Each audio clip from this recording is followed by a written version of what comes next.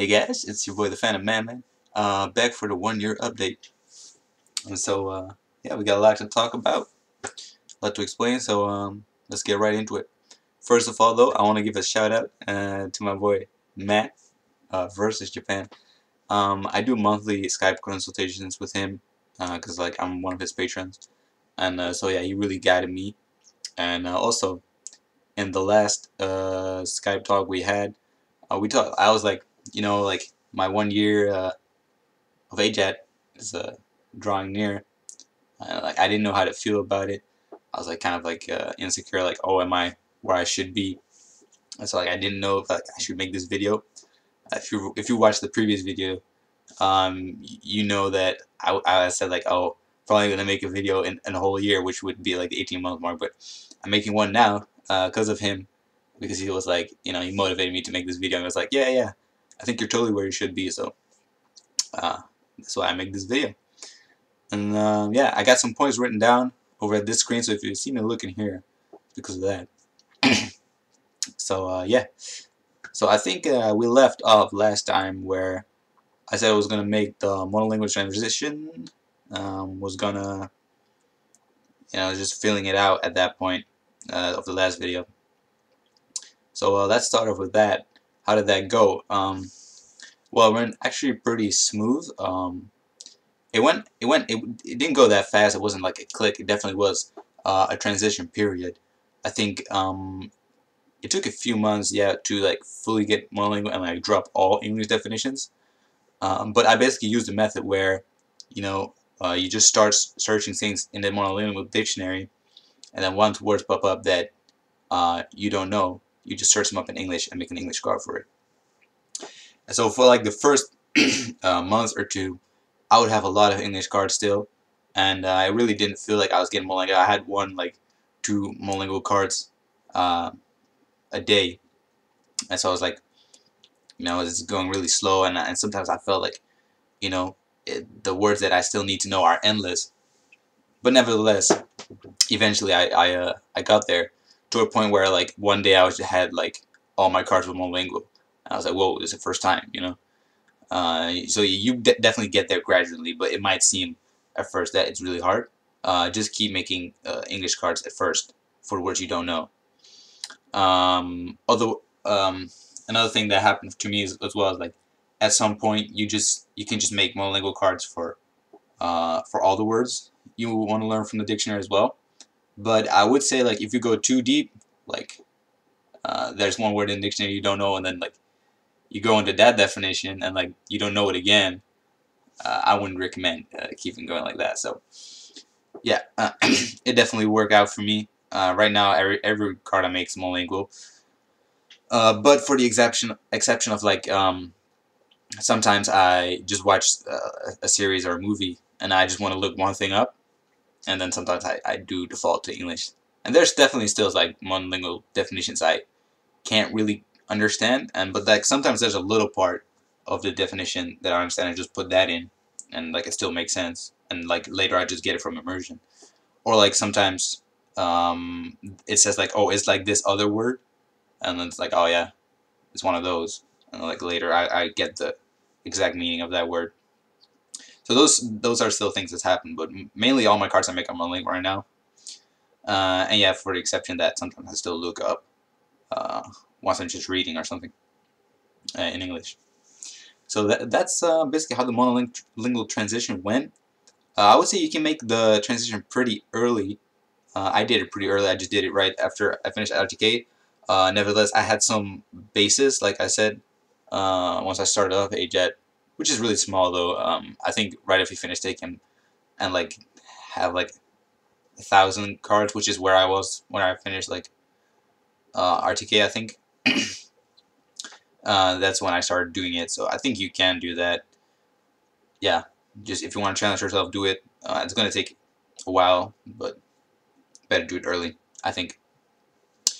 So yeah, I think this nice transition over to RTK as well.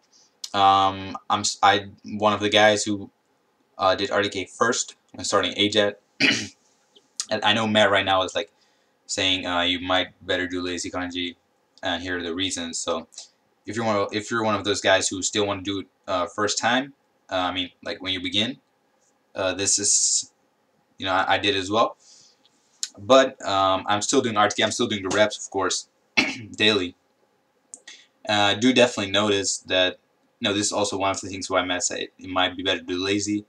Is because right now I still forget cards that I shouldn't, and that's mainly because like I forgot the keyword, or sometimes it's like it's just like, okay, I've seen this keyword, but like what kanji was it linked to again, or like, and then like I see the kanji, I'm like, oh yeah, that one, I know that one. So it's really because like I'm not in the RTK flow anymore, like I used to be, you know. So it hinders me in that sense, and less in the sense of like I don't know kanji or something. I still can write a lot of kanji. There's also ones that just still bother me. So yeah, I still do reps every day, but I want to keep my ability to write. I really like that, so I'm just gonna keep repping. And I also talked to Matt about this. Like he said, you can transition. You can like switch all your cards that you have, which like you thought of was like, oh, what's this keyword and stuff. You can make all those cards into Japanese cards. So like have a Japanese word with like Japanese hiragana on the front, and like that should be the cue for you to write. And so I did that a little bit. So we're slowly getting there, but I still want to rep RTK. I still want to maintain that writing ability. So that's RTK. What more do we have over here? Oh yeah. Anki, I did make some changes to Anki over the course of the 6 months since that last video. One thing I did was like change fonts and like really like miscellaneous stuff. Stuff like changing the background of my Anki cards. I did that. What did I do more? Oh yeah, I added the add-ons. The Redflow add-on. What did I do more? The heat map, stuff like that. And I think these are really nice add-ons. I think my Anki looks way better right now. I actually like the way I'm handling Anki right now. Like the way I make sentence cards as well is really fun sometimes. I'm trying to make it as fun as possible. Like sometimes if I like want to learn a word and I can make a ridiculous sentence of it, I do it. Sometimes I add pictures in there as well. So yeah, I think it's important to keep your Anki experience fresh. So yeah, fiddle with Anki as much as you can. Okay, that's enough for that. So yeah, I want to talk about like immersion right now, and more so like how I'm experiencing immersion. So I want to start off with listening immersion. So lately, I think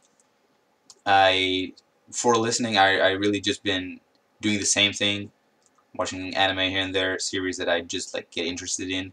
I feel like there's a period always where like there's a spike of something I really like, and there's like a little low where I need to find stuff, and there's a spike again in interest. So that's kind of like what I'm doing. I still feel like I'm watching stuff every day, nevertheless. Stuff I really am not watching that much, I think, is like movies. The only movies I've really seen were like before AJATT or like with the AJATT movie night.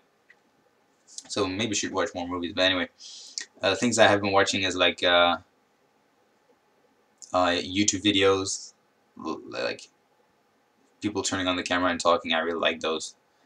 And so like for like, if you would ask me right now after this 1 year, how much can I understand from just raw listening? I'd say these YouTube videos are really understandable for me right now. I think it's like almost 90 or something percent is, yeah, maybe 95 even. Sometimes, yeah, I just understand everything, and sometimes it's like, you know, a few words per video. So YouTube videos are really one of the easiest things. I've put YouTube videos on my Immersion pod recently as well. Just like, I think that's my favorite like passion for immersion right now. Just like YouTube videos I've watched. It's like I made a playlist on YouTube, and like every time I watched a video, I just put it in the playlist. and then put it on my Immersion file right here. And yeah, that's just my favorite Immersion recently, and it's really understandable.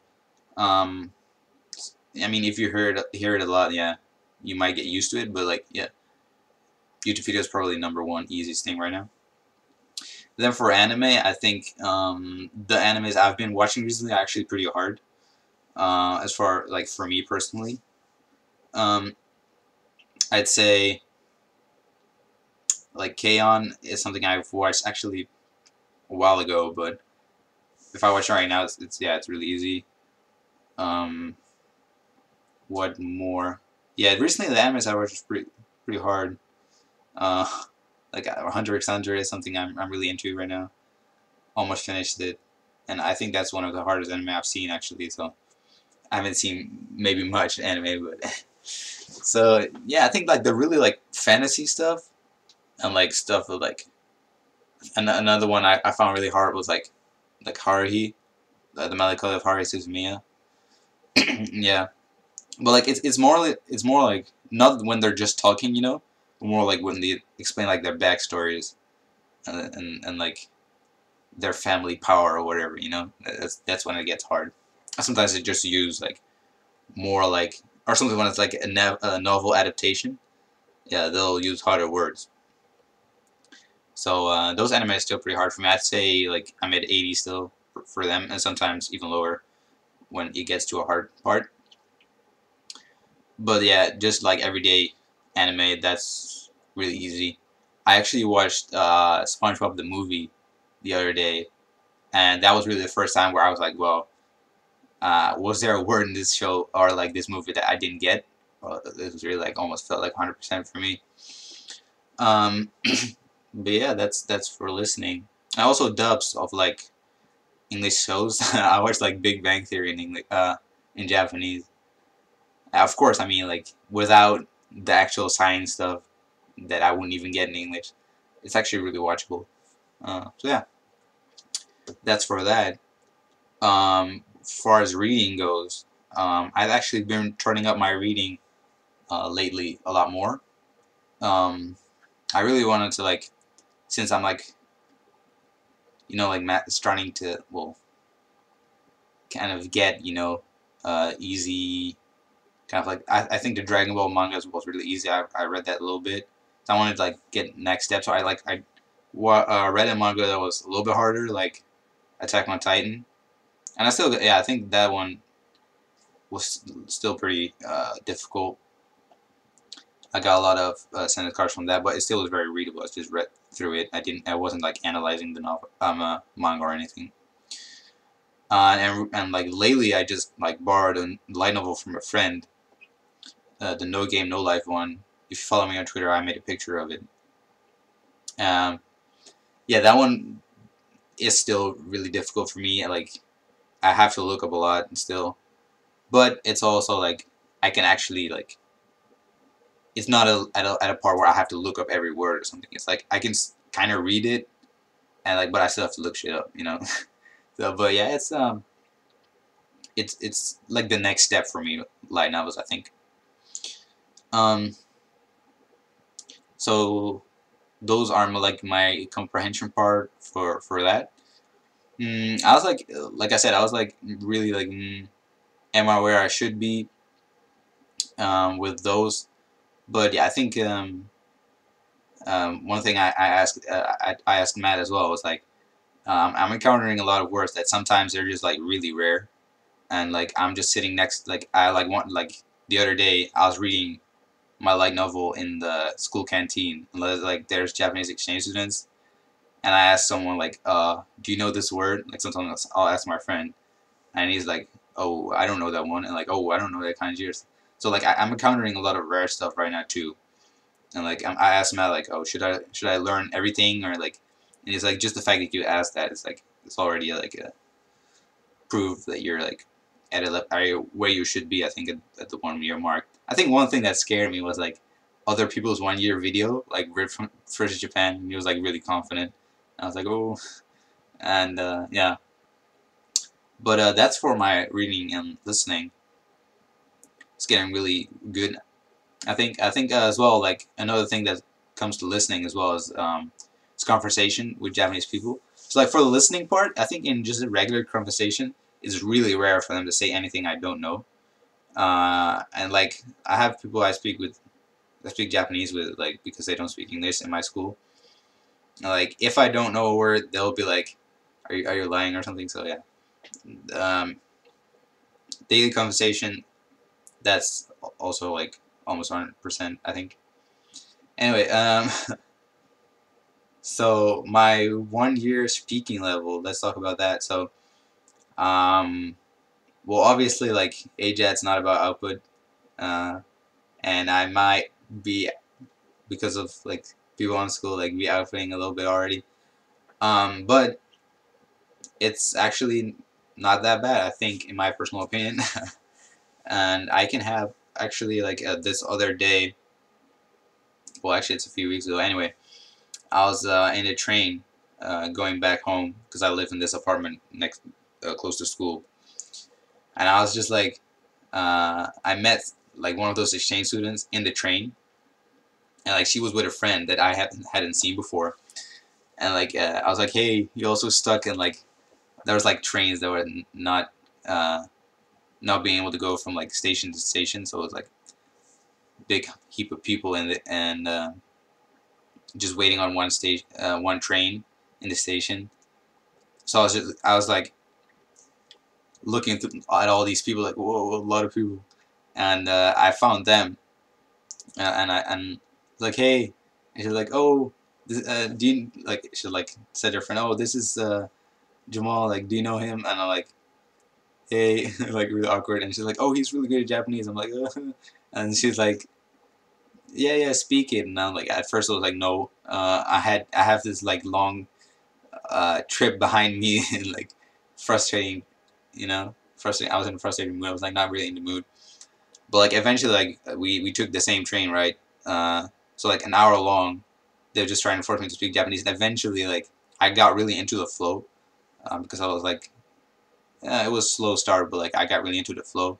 Like I could just talk about almost anything, and it was like, and yeah, it felt like, oh wow, I'm just hanging out with people in Japanese right now, and I hadn't really had that before.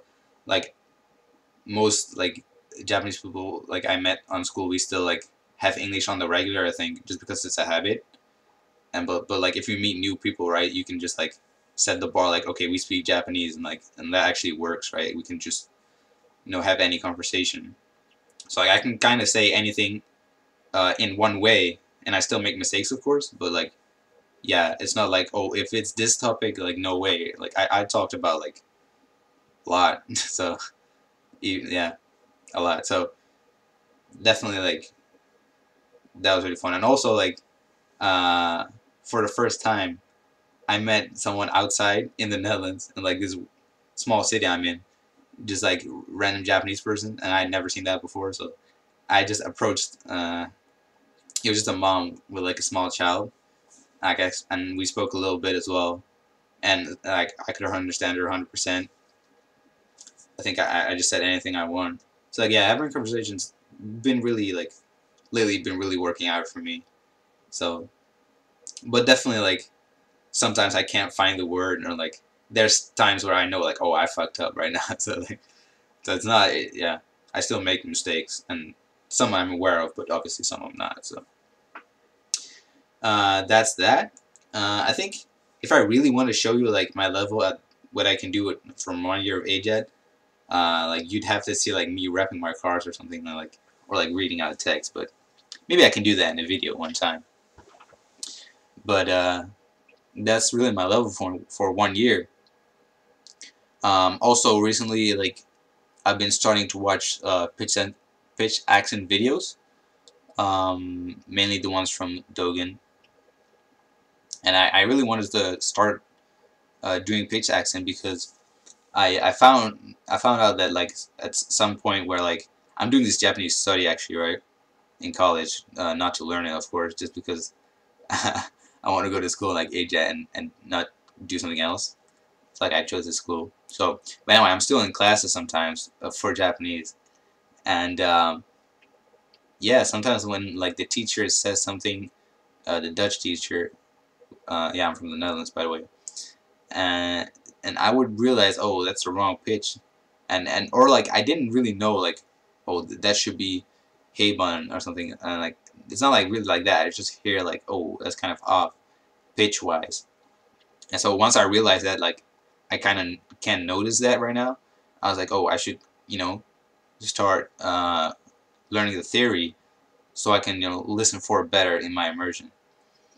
And yeah, the other time when I was watching a random episode of anime, like somebody said something, and I was just trying to guess which, you know, which number of pitch that was. Like some, and I would get it correct sometimes, and I was like, oh, I definitely heard that, you know. So yeah, I'm getting there with that, but it's also very slow. I think in my sentence cards I still mark every pitch. I did that since the beginning for like later even, so that's something I'm doing right now. For the future, something I also want to do more um, is like read. I ordered a lot of books lately, more light novels, more actual novels, and I want to branch out to those. I just want to expand my vocabulary as well. And like a problem I'm running into right now is also like the fact that I can't, when I'm speaking, like when I have to speak like at an oral exam at school, or like to like a teacher, I really like I make a lot of mistakes, and I'm aware of this, but like it's kind of a bad habit I think right now, or like I just don't know. But like yeah, I mess up polite and impolite. Sometimes I slip in like a rue instead of a must. You know what I mean? So, but and also like sometimes I really don't know if something is actually more towards the polite side or you know, or not.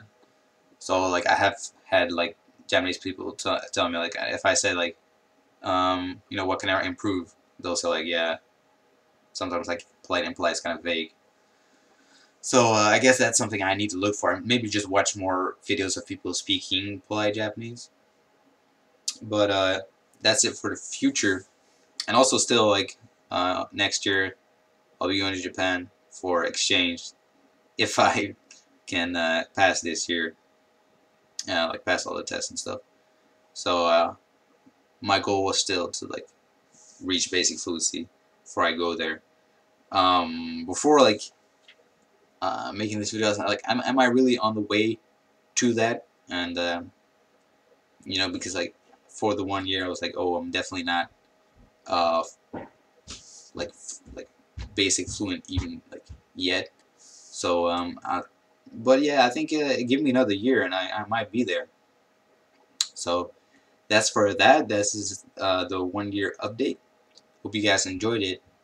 I'll put my Twitter in the description again, and I'll see you maybe at 80 months, maybe at 2 years. But bye.